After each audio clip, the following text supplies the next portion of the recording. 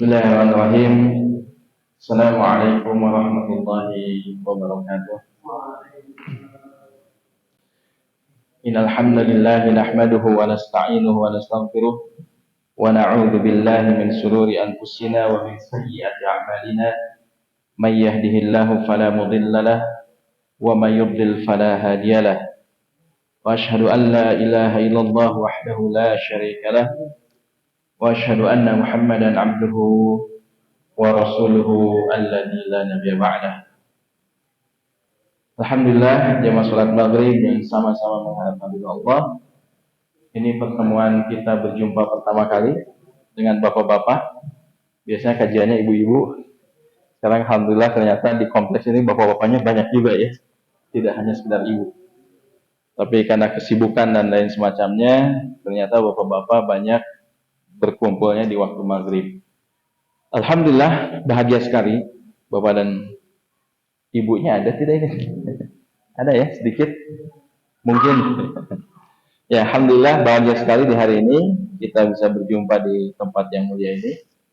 Dan tentu saja masjid adalah salah satu di antara tempat yang dimuliakan oleh Allah Subhanahu wa taala.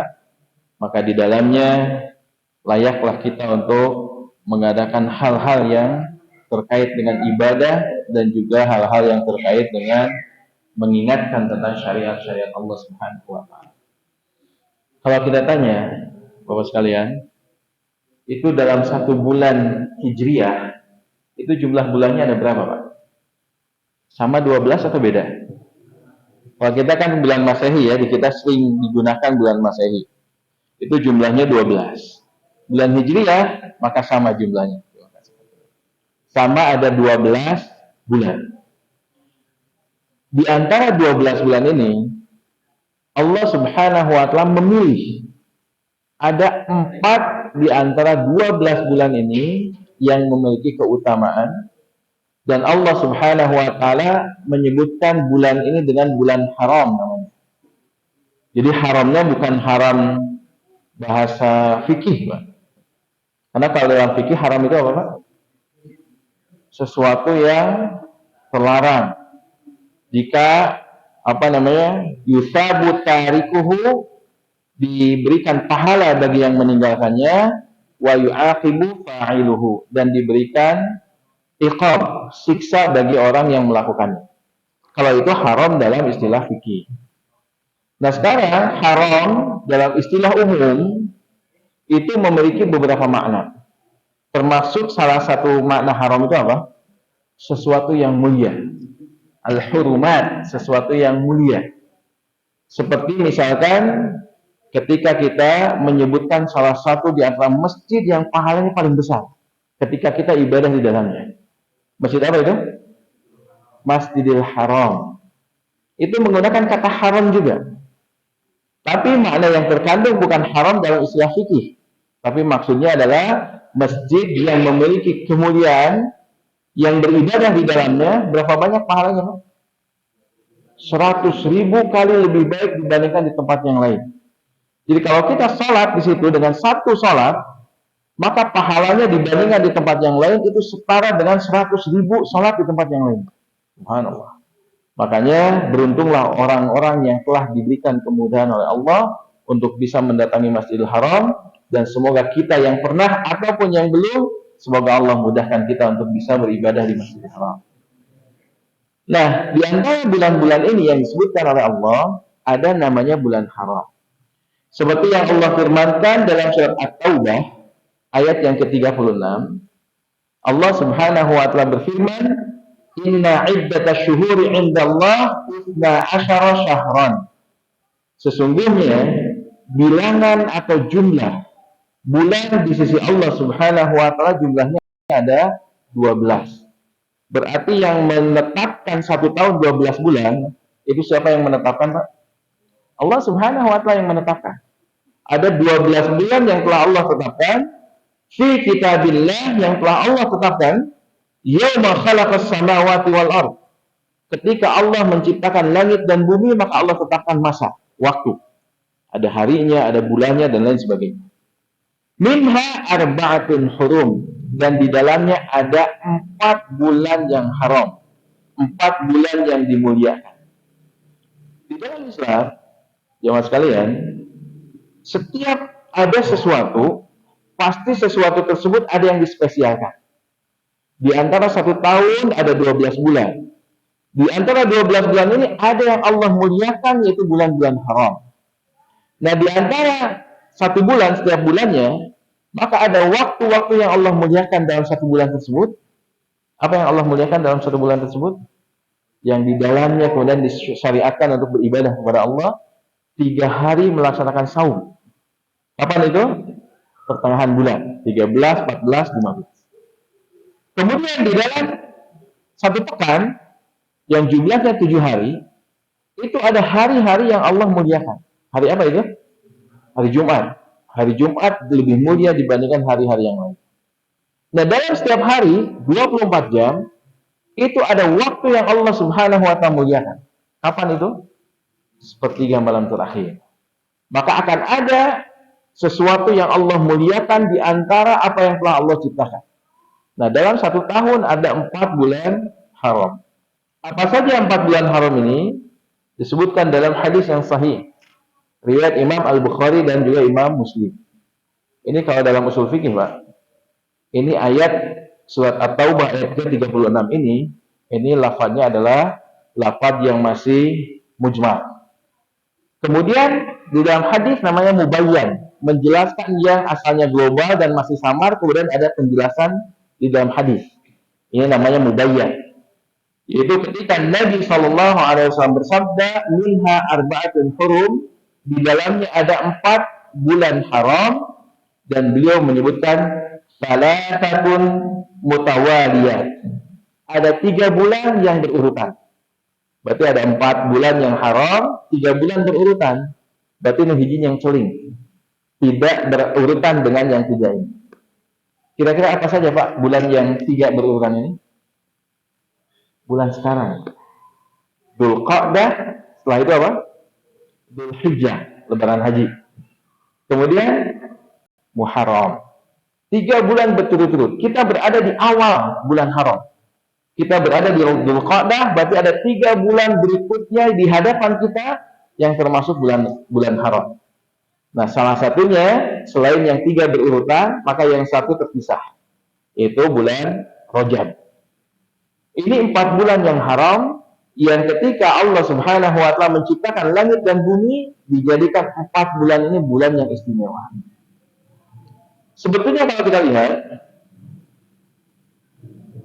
penamaan haram disebutkan oleh Syekh Sa'di, Syekh Abdul Rahman As-Sa'di rahimahullahu ta'ala. Beliau menyebutkan wasumiyat haraman, disebutkan 4 bulan ini dikatakan sebagai bulan haram, itu disebabkan apa? Li ziyadati hurmatiha, disebabkan karena adanya tambahan-tambahan kemuliaan di antara bulan yang lain. Berarti bulan ini bulan yang lebih mulia dibandingkan bulan-bulan yang lainnya. Wa tahrimul qital fiha, bahkan di dalam bulan haram tidak boleh ada peperangan. Di dalam bulan haram tidak boleh ada peperangan, kecuali dibolehkan berperang kapan itu? Ketika ada musuh yang menyerang ke negeri kita. Ketika ada musuh yang menyerang ke negeri kita, maka boleh kita melakukan peperangan ketika kita diserang oleh orang lain. Seperti ketika di zaman perjuangan dulu, ketika Indonesia dijajah. Seberapa kali Pak dijajah kita? Dijajah ke Jepang. Sebelum Jepang apa? Belanda, lebih lama lagi. Kita sering dijajah. Nah, dalam masa-masa penjajahan berarti musuh datang ke kita, ke negeri kita, maka kita melawan mereka. Terjadilah perjuangan dan boleh kita melakukan peperangan walaupun di bulan haram kalau dalam kondisi kita yang diserang. Tapi kita tidak boleh menyerang ketika di bulan-bulan haram tersebut. Maka ini disebutkan bulan haram, disebutkan oleh Syekh Sa'di rahimahullahu ta'ala, disebabkan karena ada kemuliaan yang lebih dibandingkan bulan yang lain, bahkan diharamkan di dalamnya melakukan qital. Kemudian disebutkan juga oleh Imam Ibnu Katsir rahimahullahu ta'ala. Ada yang kenal dengan Imam Ibnu Katsir? Terkenal tafsirnya, tafsir Ibnu Katsir. Beliau mengatakan, Tsumma ikhtassa min dzalika arba'atu ashhur. Maka Allah Subhanahu wa taala mengkhususkan di 4 bulan tersebut dengan pengkhususan yang lebih dibandingkan yang lain dan menjadikan bulan ini bulan yang haram yang di sini disebutkan wa'aduma hurumatuha wa'aduma hurumatuhunna. Di sini ada 4 bulan ini memiliki keagungan-keagungan yang sangat besar di 4 bulan ini sampai dia mengatakan wa ja'ala ad-dhanba fihinna a'dham. Sampai ada orang yang berbuat kemaksiatan di bulan-bulan haram ini, itu dosanya sama atau beda? Dosanya beda. Lebih besar dosanya orang yang berlaku atau berbuat di bulan haram dibandingkan bulan yang lain. Wal amal as-salih wal ajr a'zam. Dan orang yang beramal saleh dan mendapatkan pahala, maka pahalanya lebih besar, dilipat gandakan. Jadi di bulan-bulan haram ini, orang yang beramal saleh akan dilipat gandakan pahalanya, orang yang berbuat dosa juga dilipat gandakan, tidak dosanya, dilipat gandakan. Apa sebabnya? Disebutkan oleh Mustafa bin Sa'ad Al-Hambali, beliau menyebutkan wa tudha'afu al-hasanah was-sayyi'ah bimakanin fadilin. Seseorang tersebut dilipat gandakan, kebaikannya berlipat ganda, keburukannya pun akan dilipat gandakan. Itu disebabkan pertama karena tempatnya tempat yang mulia. Jadi ketika seseorang beribadah, ibadahnya, pahalanya bisa berlipat ganda disebabkan karena tempat dia beribadah adalah tempat yang khusus. Contohnya apa, Pak? Ibadah di Masjidil Haram. Seseorang yang beribadah di Masjidil Haram sebagaimana yang tadi kita sebutkan, pahalanya berapa? 100.000 lebih baik dibandingkan tempat lain. Kenapa pahalanya bisa sampai berlipat ganda sampai 100.000?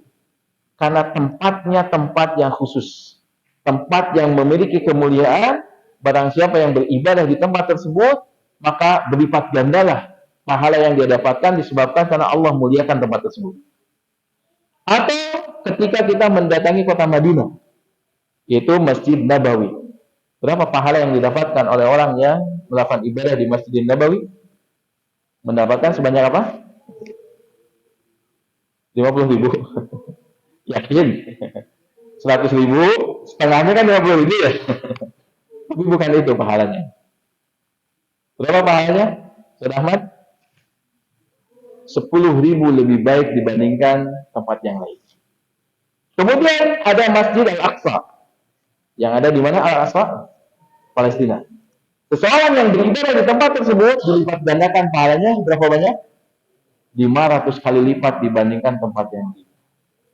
Maka ini yang disebutkan dengan dimuliakan oleh Allah satu tempat, berarti beramal soleh di dalamnya dilipat gandakan.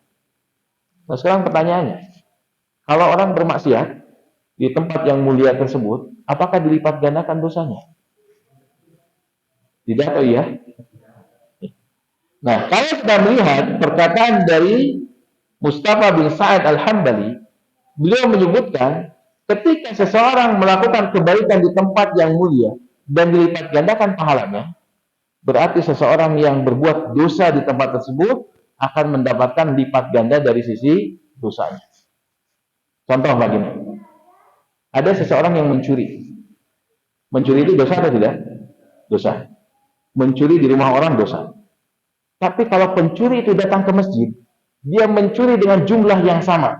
Misalkan di rumah dicuri senilai 10 juta. Kemudian si pencuri itu datang juga ke masjid. Dia mencuri dengan nominal yang sama, yaitu nominal 10 juta dia curi di masjid. Dosa si pencuri yang mencuri di rumah dengan mencuri di masjid, dosanya sama atau lebih besar di masjid? Lebih besar di masjid. Karena masjid tempat ibadah yang seharusnya dijadikan tempat ibadah, tempat suci, dipakai maksiat. Dipakai perbuatan dosa, maka dosanya berlipat ganda. Ada orang yang berzina, ada orang yang berpacaran kemudian dia berzina di rumahnya, dosanya besar atau tidak? Besar. Orang yang berzina kalau dia belum menikah dalam hukum Islam, maka apa yang akan dia didapatkan? Dicambuk dengan mi'ata jaldah, 100 cambukan. Kemudian taghrib as-sana, diasingkan selama setahun di tempat yang dia tidak kenal orang-orang di situ. sudah menikah, apa yang didapatkan? Rajam. Dia akan mendapatkan rajam.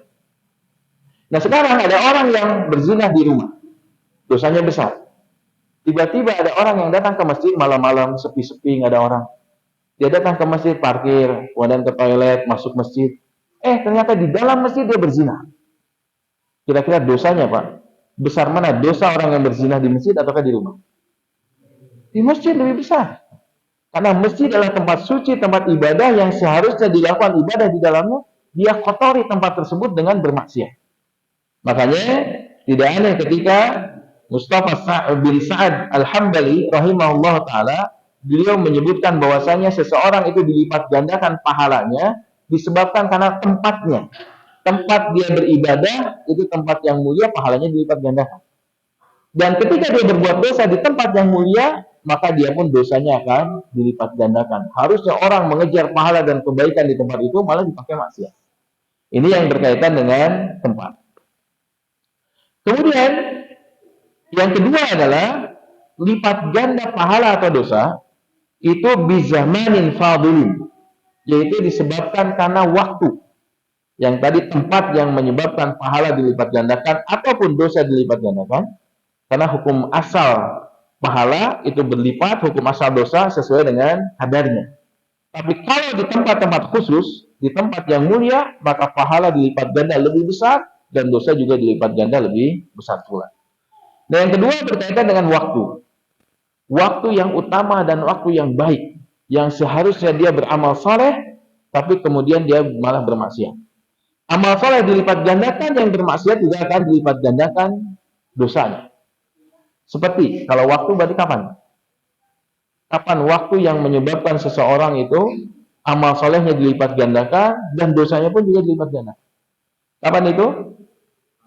Nah, termasuk salah satunya bulan haram ini. Bulan yang seharusnya orang berlomba-lomba melakukan amal saleh, berlomba-lomba mencari keridhaan Allah, berlomba-lomba meraih pahala yang sebesar-besarnya. Karena Allah lipat gandakan pahalanya, seharusnya termotivasi untuk melakukan amal saleh.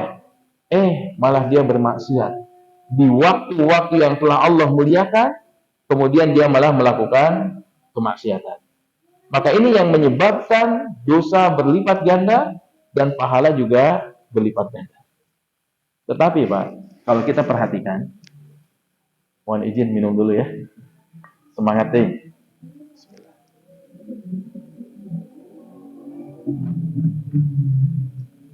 Tetapi yang jadi masalah, kalau kita perhatikan, ada musuh-musuh Islam yang dia membuat sesuatu yang di Islam ini dianggap sesuatu yang mulia, tapi dia membuat image sebaliknya.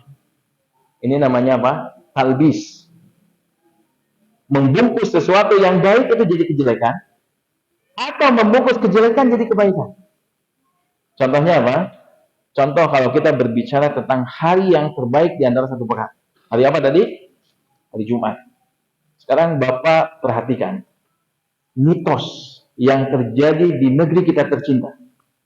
Kalau akan mendatangi hari Jumat, berarti malamnya malam apa? Malam Jumat. Kalau kita mendengar malam Jumat, apalagi malam Jumatnya Jumat Kliwon, apa yang muncul di benak kita, Pak? Hal yang menakutkan, siun. Bahkan ketika anak kecil itu main-main, itu kan dibuatkan syair-syairnya. Ketika main apa? Masih ingat waktu kecil-kecil dulu? Dal pakedan dal. Sampai pada menyebut apa? Malam Jumat ada setan. Disebutkan malam Jumat itu ada setan. Mengerikan malam Jumat itu. Padahal malam Jumat malam yang ketika Allah Subhanahu wa ta'ala muliakan malam itu. Hari Jumat dan malamnya termasuk sesuatu yang Allah muliakan. Tapi dibuat image. Image kalau setiap kali mendatangi malam Jumat itu dihantui dengan ketakutan. Contoh yang lainnya. Misalkan apa? Bulan Muharram. Bulan Muharram adalah bulan pertama di dalam Islam. Berarti tadi yang tiga berurutan, Dzulqa'dah, Dzulhijjah, Muharram. Berarti kalau dari sekarang sekitar 2 bulan berikutnya itu bulan Muharram. Kalau kita mendengar Muharram, di situ ada sunnah. Apa sunnahnya di bulan Muharram? Saum. Saum di hari atau di tanggal ke-10 yaitu saum Asyura. Yang tanggal 9-nya dikatakan sebagai saum Tasu'a.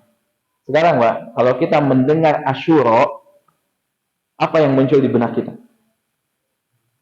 Zaman dulu, ketika kita masih muda belia, kita masih muda sekarang juga, tapi dulu lebih muda dibanding sekarang. Apa yang muncul di benak kita kalau kita mendengar Asyura?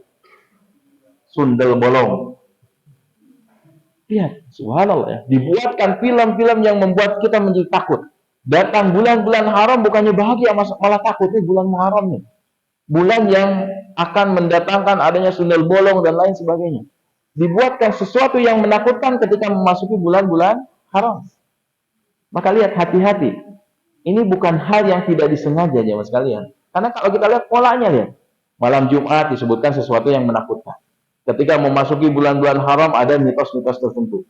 Bahkan kalau kita lihat, yang seharusnya memperbanyak zikir kepada Allah, mengingat kematian, bertakbir kepada Allah ketika terjadi apa? Gerhana. Ketika terjadi gerhana, kita dianjurkan untuk memperbanyak takbir kepada Allah, berzikir kepada Allah, dilakukan sholat gerhana, kemudian setelah itu memperbanyak sedekah. Tapi mitos apa yang terjadi di negeri kita tercinta? Sebagian tempat malah melakukan kesyirikan ketika dianjurkan untuk bertakbir kepada Allah. Sebagian tempat ketika terjadi gerhana, apa yang dilakukan oleh mereka? Apalagi ibu-ibu hamil. Dulu ada rumah yang bertingkat ya, ada tangganya, golodog. Sekarang budak kayaknya masih apalin golodog banyak. Mau masuk rumah itu kan lewat tangga aja. Tangga, rumah panggung. Itu kalau terjadi gerhana, wanita hamil kemana itu? Nyumput di hadapan golodog, dibanjir di luhurnya. Bayangkan tempat yang diinjak oleh orang, ini lagi hamil sudah dibawa, apalagi gerhana bulan. Malam-malam dalam keadaan dingin dibanjir di luhurnya. Subhanallah. Di sebagian tempat, ketika terjadi gerhana, apa yang terjadi?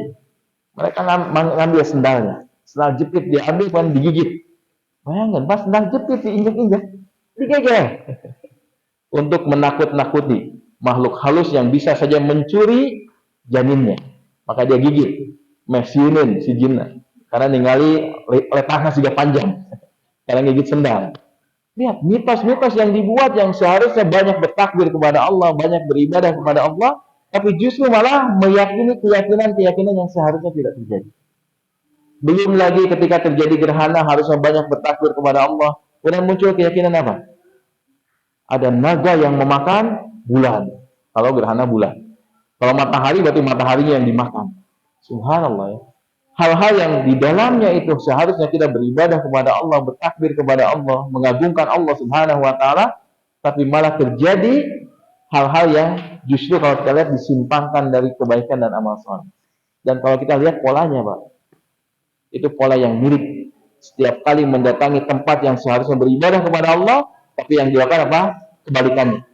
Diminta untuk melakukan kesyirikan-kesyirikan, diminta untuk melakukan kemaksiatan-kemaksiatan dan lain sebagainya.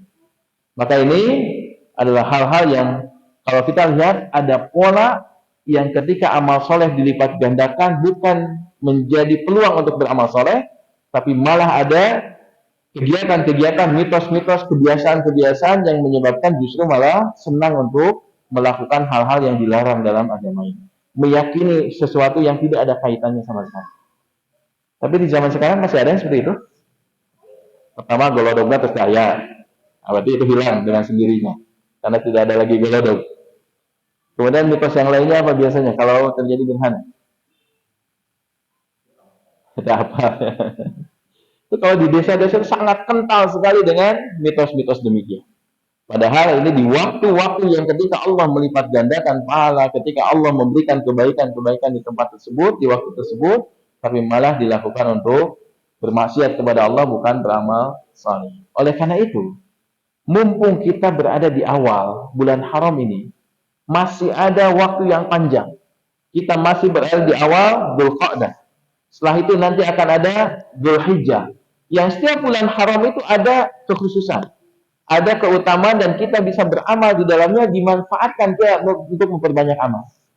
Nah sekarang pertanyaannya, amal apa yang kita lakukan di bulan haram? Pertama, kalau ada anjuran bagi kita untuk mengamalkan amal yang khusus di bulan tersebut, maka lakukan amal tersebut karena ini kekhususan dan keutamaan yang Allah siapkan di bulan tersebut. Seperti misalkan berada di bulan Dzulhijjah. Bagi orang yang berhaji, ada ritual haji. Bagi orang yang tidak berhaji, maka ada amalan-amalan yang bisa dilakukan di bulan Dzulhijjah. Apa itu? Saum Arafah.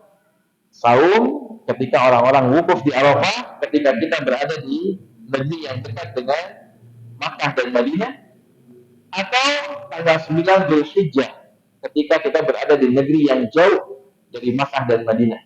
Yang terkadang kan ada perbedaan tanggal ketika Saum Arafah itu ketika di sana wukuf ataukah di sini tanggal 9. Tahun kemarin beberapa tahun yang lalu kan pernah terjadi seperti itu. Di sana sudah wukuf, di sini belum tanggal 9 atau sebaliknya. Tetapi di situ ada ibadah yang sangat dianjurkan pada tanggal 9 Dzulhijjah dan kemudian ibadah tersebut berada pada puncaknya pada tanggal 10 Dzulhijjah. Apa itu? Ibadah kurban. Di situ ada ibadah yang sangat besar dan sangat agung. Barang siapa yang dia beramal dengan berkurban, walaupun dibandingkan ketika misalkan sekarang harga domba berapa? Sekarang 4 jutaan. 4 juta domba yang lumayan besar. Nah, kalau seandainya kita berada di bulan Dzulhijjah, di bulan haram, setelah Dzulqa'dah ada Dzulhijjah. Ada dua pilihan. Apakah kita berkurban dengan domba yang harganya 4 juta, ataukah kita punya uang 4 juta kita sedekahkan kepada fakir miskin? Mana yang lebih besar pahalanya? Para ulama mengatakan berkurban lebih utama dibandingkan bersedekah ketika berada di bulan Dzulhijjah. Kenapa? Karena berkurban memiliki makna sedekah juga. Ketika dia sembelih, bagikan kepada fakir miskin. Maka ketika berada dalam bulan Dzulhijjah dan dia berada di bulan yang masih dibolehkan untuk berkurban, maka berkurban pahalanya lebih besar dibandingkan sedekah biasa. Maka ini amalan yang berada di bulan tersebut. Kemudian bulan setelahnya, bulan Muharram. Maka di sana sebagaimana yang tadi kita sebutkan, ada saum pada tanggal 10 Muharram. Sebagian ulama menyebutkan bahwasanya tanggal 9-nya juga disyariatkan untuk saum atau saum Tasu'a. Jika ada amal-amal di bulan haram tersebut, ada yang dianjurkan, prioritaskan amal tersebut. Menjadi prioritas agar kita bisa meraih pahala yang besar dengan amal yang telah Allah dan Rasulnya tetapkan di bulan tersebut. Nah sekarang ketika tidak ada amal yang khusus, seperti di bulan Dzulqa'dah, ada amal-amal kita di bulan Dzulqa'dah, tidak ada amal yang khusus. Ketika di hari-hari yang tidak ada amal yang khusus, maka amal soleh apapun, maka dia akan mendapatkan lipat ganda di sisi Allah Subhanahu wa Ta'ala.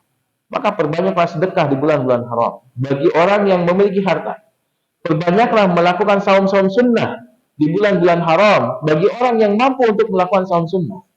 Dan perbanyaklah untuk beramal soleh dengan amal apapun. Tilawah Al-Quran. Jadi semangat tilawah Al-Quran kan tidak Ramadan saja. Bisa jadi di bulan haram kita tingkatkan juga semangat halaqah-halaqah Al-Quran, menghatamkan Quran dengan lebih sering lagi. Itu bisa juga dilakukan di bulan-bulan haram. Jadi amal apapun yang tidak ada pengkhususan di bulan tersebut, maka amal soleh apapun boleh kita melakukannya dan pahalanya lebih besar dibandingkan pahala ketika melakukan di bulan-bulan yang lain. Ini salah satu di antara keutamaan bulan-bulan haram. Sampai sini ada pertanyaan dulu? Bapak, sebelum kita lanjut ke hal-hal yang lain, karena kita Isya kita selesai, supaya ada waktu yang cukup sampai Isya, kalau ada pertanyaan boleh disampaikan. Mangga, silakan Pak.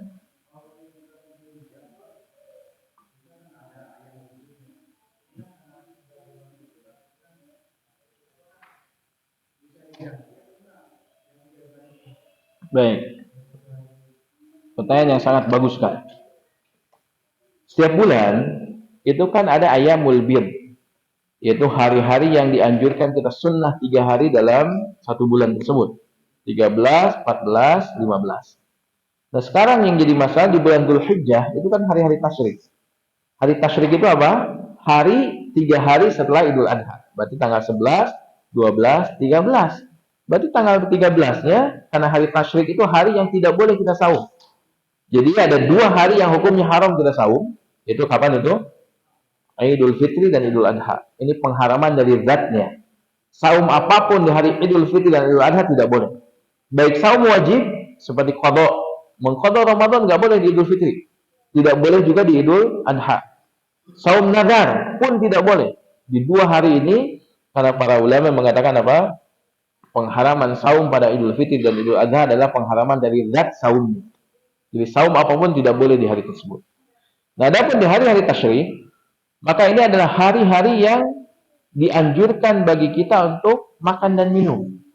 Dibolehkan, bahkan kita boleh banyak makan dan minum, dan makan dan minum yang dimaksudkan adalah memakan dari hewan-hewan kurban yang dikurbankan, maka bisa diawetkan dagingnya, bisa dikeringkan, dan boleh dimakan di hari-hari tasyrik tersebut. Kalau dianjurkan makan dan minum, berarti dilarang seseorang melakukan saum di hari tersebut.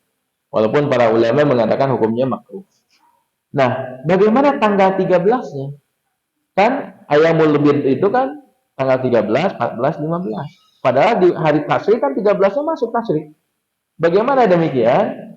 Maka yang pertama berkaitan dengan saum 3 bulan. 3 bulan. 3 hari dalam 1 bulan. Ini sebagian para ulama mengatakan di tanggal 13, 14, 15. Tapi dalam riwayat lain, Nabi yang mulia Shallallahu Alaihi Wasallam terkadang beliau saum 3 hari dalam 1 bulan, tidak harus di tengah, tapi boleh di hari-hari yang lain, kadang di awal bulan, kadang di akhir bulan.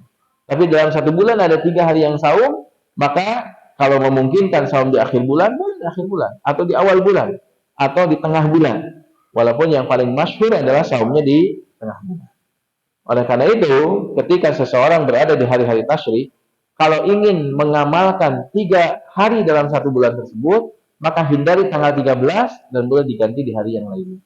Karena sebagian para ulama mengatakan 3 hari dalam sebulan itu yang afdolnya adalah 13, 14, 15. Tapi kalau dia tidak mampu di tengah bulan, maka dia boleh mengambil waktu manapun untuk melakukan saum 3 hari di setiap bulannya. Maka tanggal 13 tidak saum, tapi boleh dilakukan di hari yang lainnya agar setiap bulannya bisa menjaga saum yang 3 hari. Alhamdulillah kalau ada orang yang terbiasa menjaga saum sebulan 3 hari, alhamdulillah, ini sebuah kebaikan. Ada yang lebih dari itu? Iya, dalam 1 pekan 2 kali saum. Itu saum apa itu? Senin dan Kamis. Kalau bisa ini dibiasakan, maka ini juga yang terbaik. Ada yang lebih baik dari itu saum? Ada. Itu saum apa? Saum Daud. 1 hari saum, 1 hari berbuka. Maka ini adalah saum yang terbaik. Dan tidak boleh kita melaksanakan saum terus-menerus, berurutan. 1 bulan penuh saum, nggak boleh. Kecuali saum Ramadan. Maka yang paling maksimal saum itu adalah sehari saum, sehari buka. Sehari saum, sehari buka. Maka ini adalah ibadah yang dirutinkan berupa saum yang dibolehkan. Begitu Pak Allah. Ada lagi yang lainnya?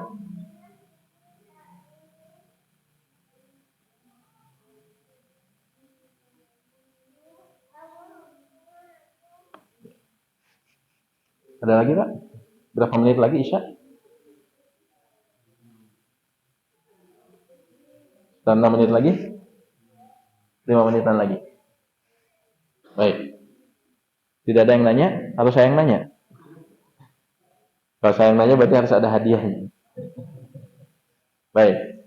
Baik, alhamdulillah Bapak dan Ibu yang sama-sama mengharapkan ridho Allah Subhanahu wa taala. Di bulan haram ini adalah bulan yang kita belum tentu akan bisa meraih atau datang kepada bulan yang sama di tahun yang akan datang. Maka hadirkan hati kita. Kita sama-sama menghadirkan sebagaimana ketika kita berada di bulan Ramadan. Karena setiap kita, jemaah sekalian, berada di bulan-bulan haram, itu merupakan nikmat yang Allah Subhanahu wa taala karuniakan kepada kita. Ketika kita berada di bulan haram dalam kondisi tubuh yang sehat. Ini yang pertama. Karena dengan tubuh yang sehat, kita bisa lebih maksimal dalam beribadah kepada Allah. Karena kalau tubuh kita tidak sehat, kita tidak bisa maksimal. Seperti misalkan kalau kita belajar fikih, ada bahasan tentang ashabul a'dzar. Orang-orang yang memiliki hukum khusus dalam ibadah, salat, itu ketika dia punya uzur. 3 hal yang disebutkan ashabul a'dzar. Pertama apa? Al-mardu, sakit. Yang kedua as-safar, ketika dia dalam bepergian. Ketiga adalah al-khauf, ketika berada dalam ketakutan, ketika dalam peperangan. Hari ini, jemaah sekalian, kita diberikan oleh Allah 3 kebaikan yang tidak diberikan kepada yang lain. Yaitu kita berada di bulan haram, di awal bulan haram ini, dalam keadaan kita tidak sakit. Kita dalam keadaan sehat. Salat masih bisa sempurna berdirinya, rukuknya bisa sempurna, sujudnya bisa sempurna. Maka manfaatkan kekuatan tubuh kita untuk beribadah kepada Allah di bulan haram. Yang kedua adalah dalam kondisi kita mukim, tidak safar, tidak dalam bepergian. Kita dalam keadaan mukim, kita bisa beristirahat dengan baik, kita bisa mengatur aktivitas kita bisa memanfaatkan waktu-waktu kita dengan cara yang terbaik, karena dalam keadaan mukim kita punya waktu yang luang lebih banyak dibandingkan ketika kita safar. Maka mukim merupakan nikmat yang Allah berikan kepada kita untuk bisa beribadah secara sempurna. Yang ketiga, nikmat yang kadang kita jarang untuk bersyukur kepada Allah, yaitu nikmat ketika kita berada di dalam negeri yang aman.